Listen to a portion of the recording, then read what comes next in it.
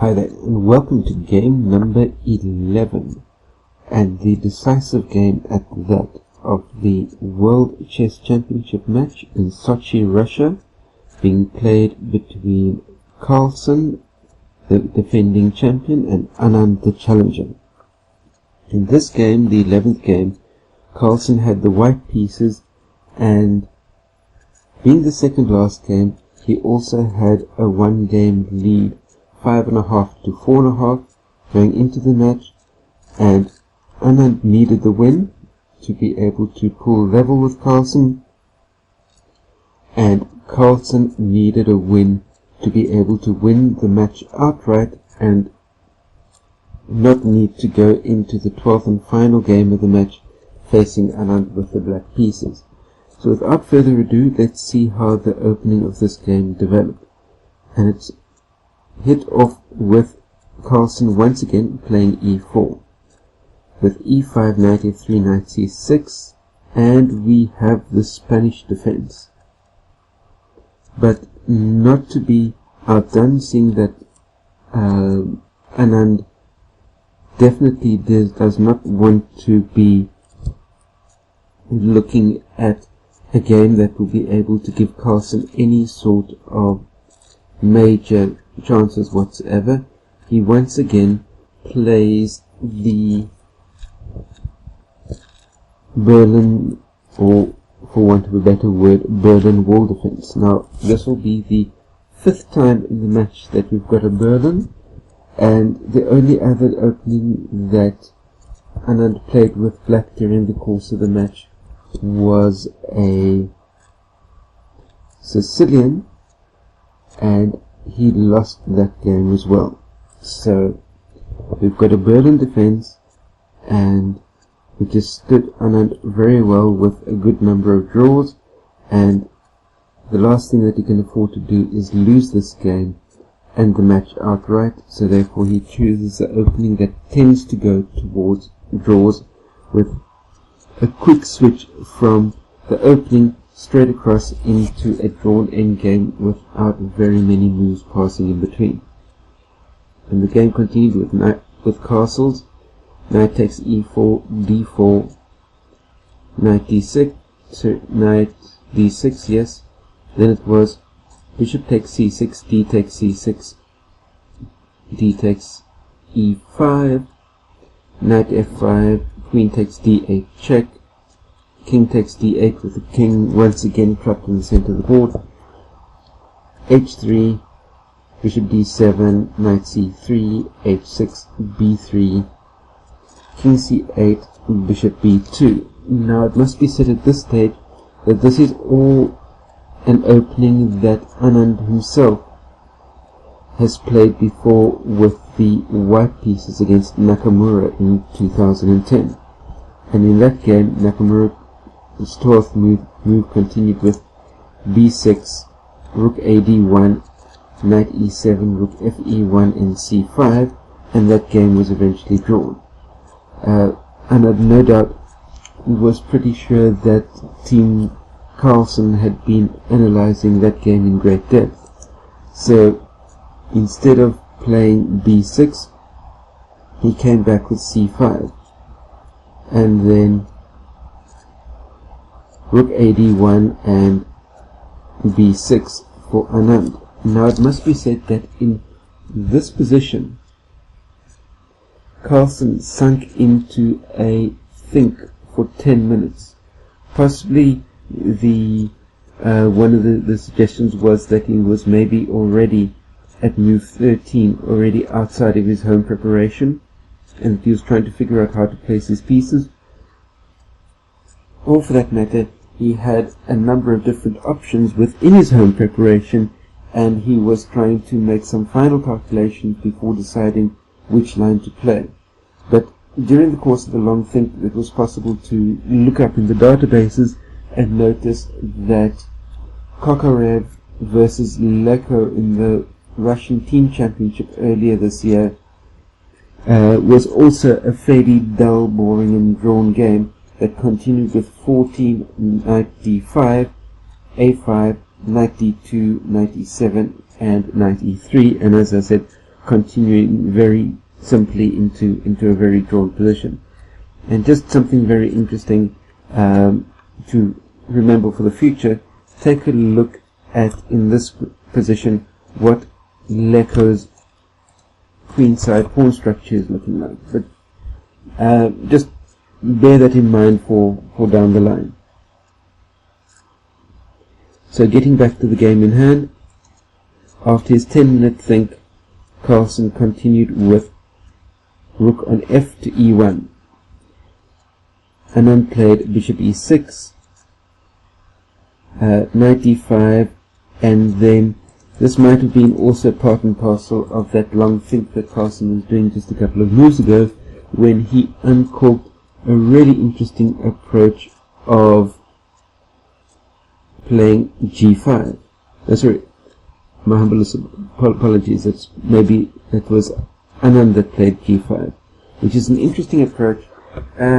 And although by playing g5 it leaves his f6 square severely weakened, but as Anand mentioned in the press conference after the game, it's a type of position where he'll be, because his king is all the way across here and getting into a fairly safe position behind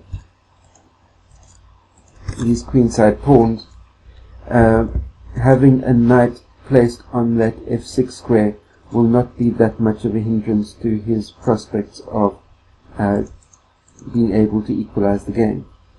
On the other hand, having the pawn on g5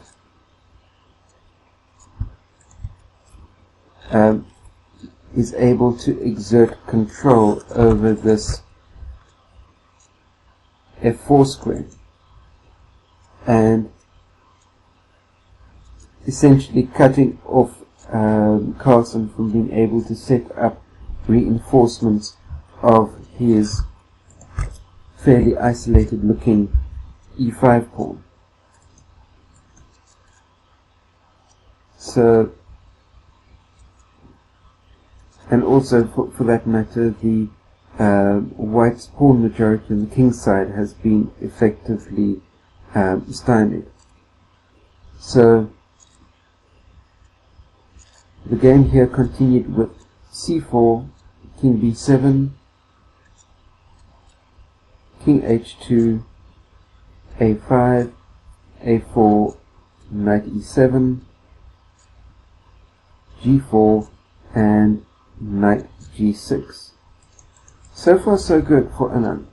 He's played a very nice Berlin setup. His position is good and solid, and because we're basically now out of the opening, all the pieces are effectively developed into play.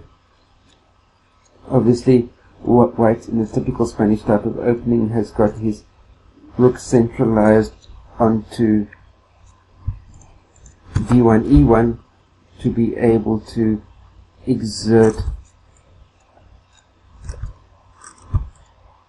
pressure up the center of the board, which is fairly normal within your Spanish setup. But from Anand's side, he's got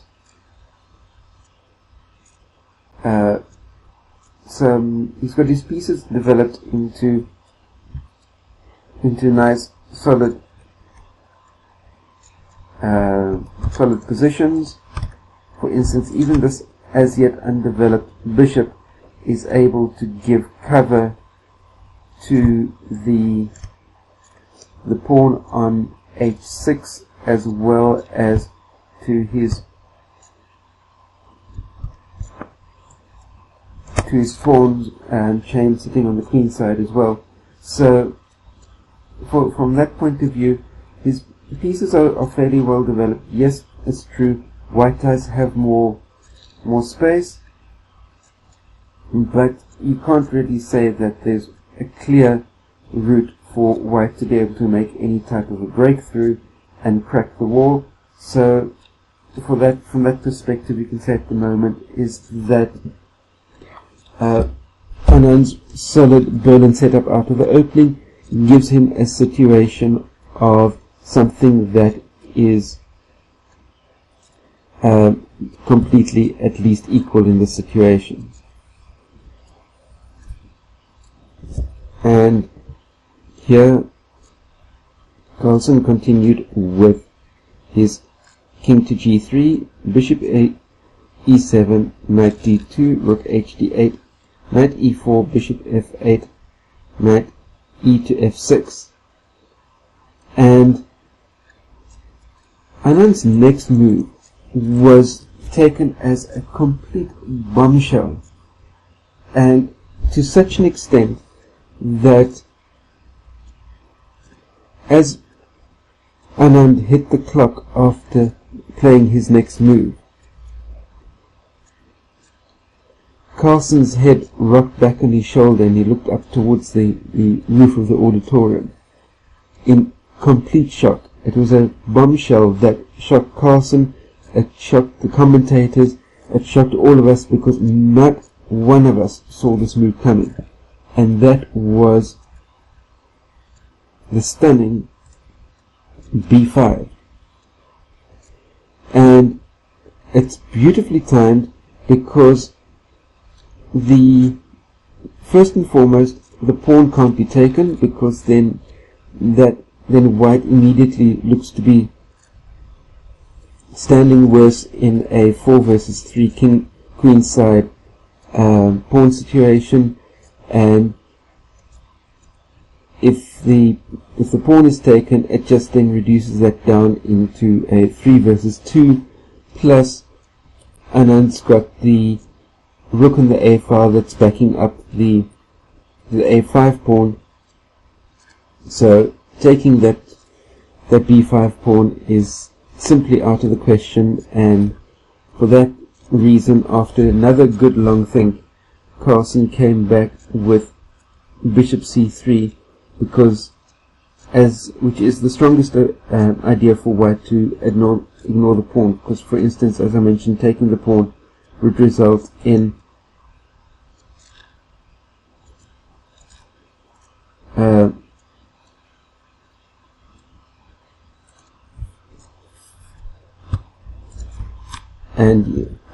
obviously I'm talking about that b5 pawn.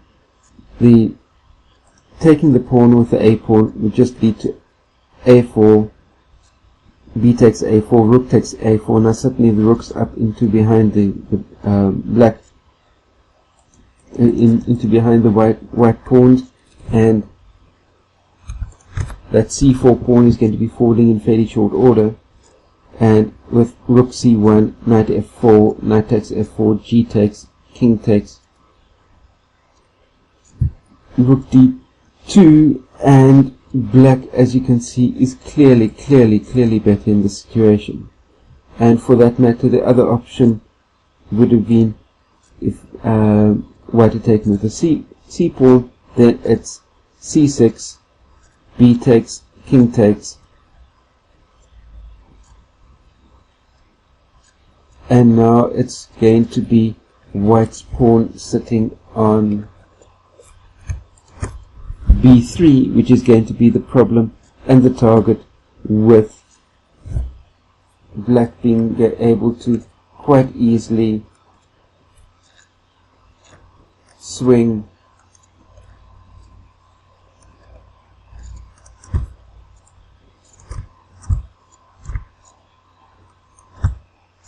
both rooks into a double-barreled attack running along the b file, and which will then in turn put huge pressure sitting onto that b3 pawn, which will no doubt be falling, and that will be the game effectively for black.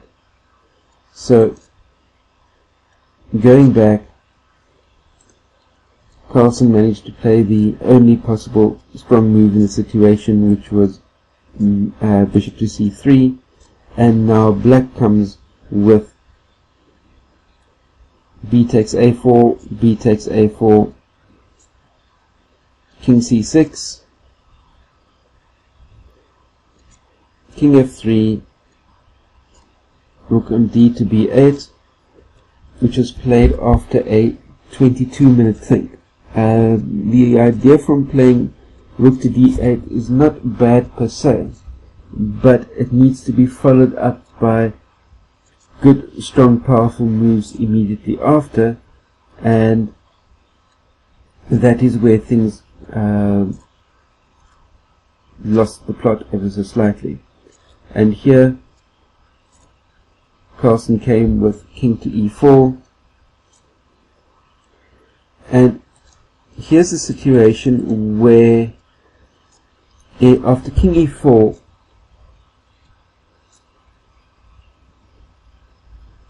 black should have maybe gone along the lines of rook b3, rook b1, rook a b8.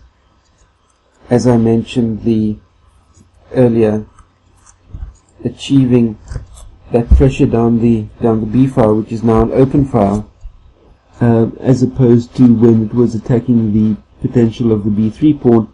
Now it's attacking the b2 square to be able to establish control along the second rank, where Carlsen would then be playing rook takes, and rook c1 to be able to defend the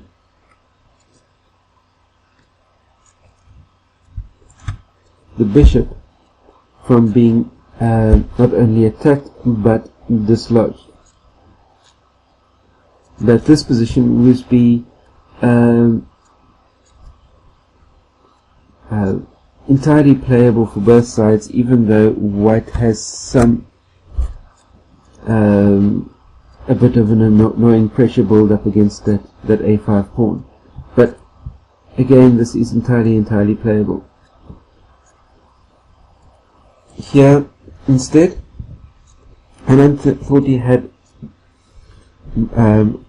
something good going here as a follow-up from that superb b5 by sacrificing the exchange to be able to gain the advantage of the pair of bishops, and by playing rook b4. And yes, he obtains a pair of bishops and a passed pawn, and fixing his weakened pawn structure on the queen side. And overall, he probably has some sort of a good chance of gaining some sort of a compensation in the position. But the compensation that he gains in the position is unfortunately not sufficient to be able to compensate for the full exchange that he's giving up. So, quite understandably, after thinking and looking the positions through, that Carlsen played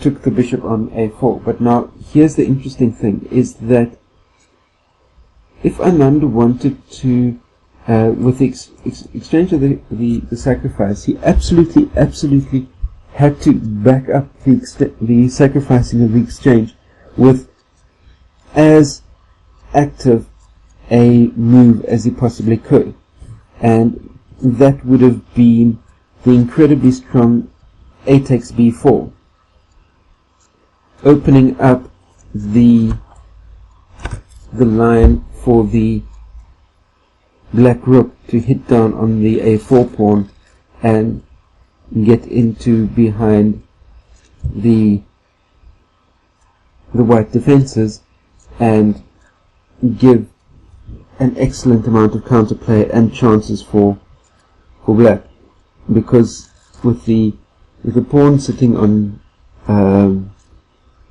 a5, there's not that many chances for the black rook to be able to come into play. But instead of doing that, Anand went for the much more passive c takes b4, which allowed Carlsen to come with knight h5. And now the main issue for black is that although his position is now still very solid, it does not have an active way of making progress. And if white just keeps trading and trading and trading pieces and pawns, eventually that exchange that is up will just become stronger and stronger and stronger with each passing exchange. And that's exactly what Carlsen's goal is here, is he's up the exchange, just make sure that he holds the position together solidly, and exchange pieces off, exchange pawns off, and eventually that bishop 4 rook exchange that is up is going to become telling. And here Anand went king b7, f4, g takes f4. For instance, here instead of g takes f4, which is just another exchange, and each and every exchange is better for Carlsen, Anand could have come with bishop d7, for instance, which could have gone f5, bishop a4, f takes g6, f takes g6, knight h to f6, bishop c2 check, king d4, bishop takes d1, rook takes d1, c6, knight d7, and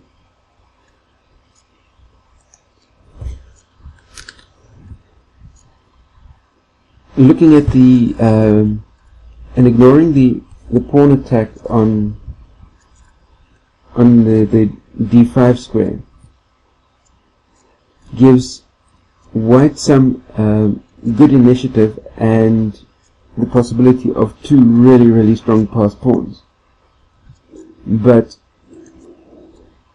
Anand exchanged, and here knight on h takes f4, and again Anand makes yet another exchange that just helps white. He should have maybe gone for c6 with knight takes, f takes, knight f4, bishop c4, knight takes g6, bishop c5, but although this still looks bad, it's better than what Anand played, which was just to play the exchange there with the knight coming in, and with the knight coming into taking on f4, that knight now just basically hits out at the bishop, which will then remove black's pair of bishops. So Anand takes on c4, we've got rook d7, and the activity of that now centralized rook that happened way back in the beginning of the game is now starting to make itself felt. Here, and obviously everybody knows that establishing a 7th rank rook is an incredibly powerful positional structure to have. Rook a6 for Anand. Here again, possibly king c6, rook d4, bishop a2, rook c1, king b7, rook d7 is still not looking good because Carlsen still has that 7th rank rook, and with the additional pressure of the c rook going up towards c7. For example, we could carry on with rook c8, knight d5, b3, knight c3, b2, knight takes e2, and on queens, and Carlsen takes, and then the position as it is at the moment is simply falling apart. But in the position, Anand played rook a6, allowing knight d5, rook c6, rook takes f7, bishop c5, and already the material difference of the exchange is simply too strong. Yes, Anand has the pair of bishops, but Anand has the pair of bishops, Carlsen has the two rooks, plus the immensely strong passed pawn sitting here on the e file, and he's got a 2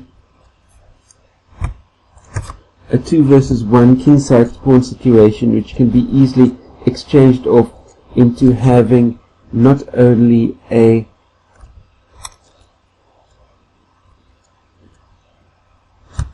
an immensely strong pass pawn running up the e file, but it will be backed up by a strong pass pawn running up the g file as well, and those threats are going to be simply too much for the bishop pair to be able to defend adequately. And Anand is desperately clawing for some sort of activity, but Carlsen just doesn't allow it to be able to get there by playing rook takes c7, rook takes, knight takes c7.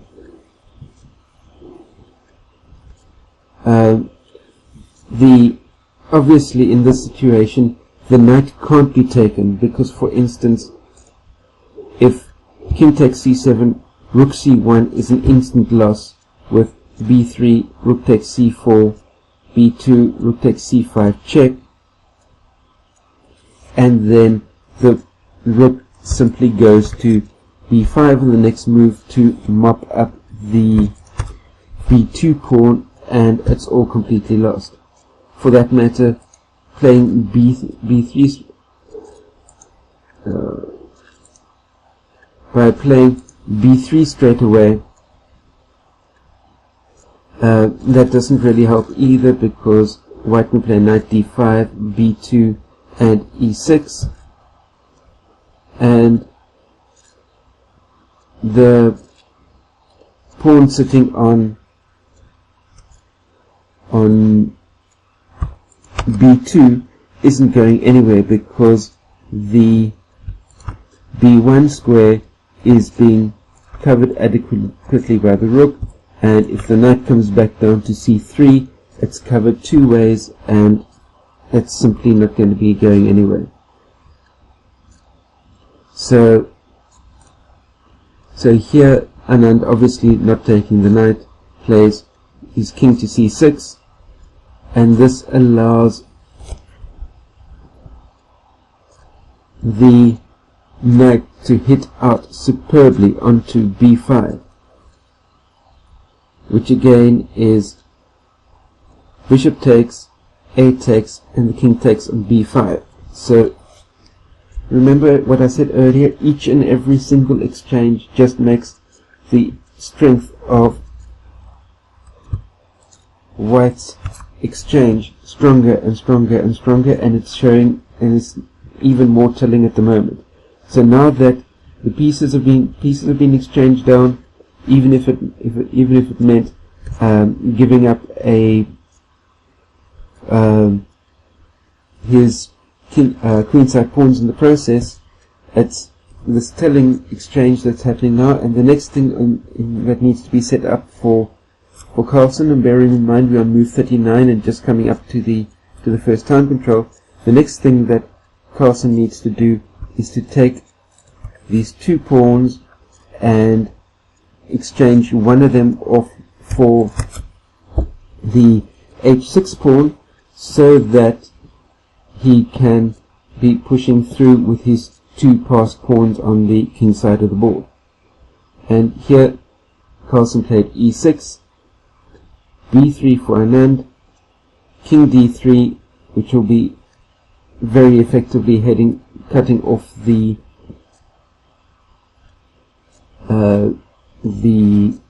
kingside pawns. Anand goes bishop to e7 to cut off the e pawn, and all that Carlsen now does is he plays his pawn to h4. Obviously Anand can't pick up the pawn, because all Carlsen will do is push his pawn, and then if Anand then recaptures coming back, Carlsen then hits the bishop, and then it's going to be, the rook will simply mop up the pawns, and it will be a clear one game for Carlsen. So instead of that, Anand plays a4 to give some sort of support to that b3 pawn. Carlsen in turn plays g5, Anand takes h takes g5, Carlsen plays h takes g5, mission accomplished, the pawns on the king side have been traded off. Carlsen simply has an open line for the g pawn. If the bishop moves away, it will be an open line for the e pawn, and there's simply nothing that Anand will be able to do about that. In this position, he played a3, and simply the last and most accurate endgame move that Carlsen could play here is putting his king onto c3, which effectively means that the black's two queenside pawns are simply going absolutely nowhere. For instance, if Anand had to be playing b2, for instance, then the white king simply then comes into b3, and which then blocks the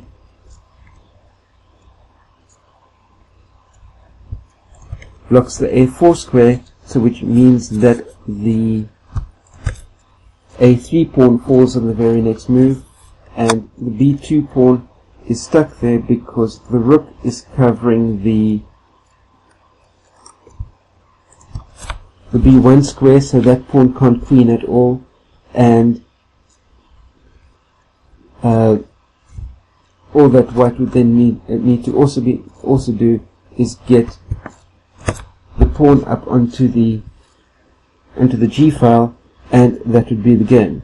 For that matter, if Anand had to be pushing the a pawn down to a2 first, then white would simply play king takes b3 and pick up the a2 pawn on the very next move, and likewise if Anand played bishop takes g5, the next move would be to play e7, and then after bishop takes e7 is rook takes e7 to mop up the bishop, and then the king simply mops up the two pawns, and it will be a king and rook versus king endgame, which will be obviously a simple novice level mating structure. So in this position, Anand not only resigned the game, he resigned the match, and he resigned his championship challenge. And so Carlsen retains his world title, and that is how the game, match, and championship was won. Please post your comments and questions down below. Don't forget to click the thumbs up, like button down below this video, and remember to click that big red subscribe button down there as well. That way you can stay subscribed to my channel for more interesting chess games in the world of top Grandmaster events that I'll be bringing you on a week-to-week basis under the playlist that I've got set up here on this channel called How the Game Was Won. Until that time, stay carved up for the win. I'll be seeing you next time. Cheers.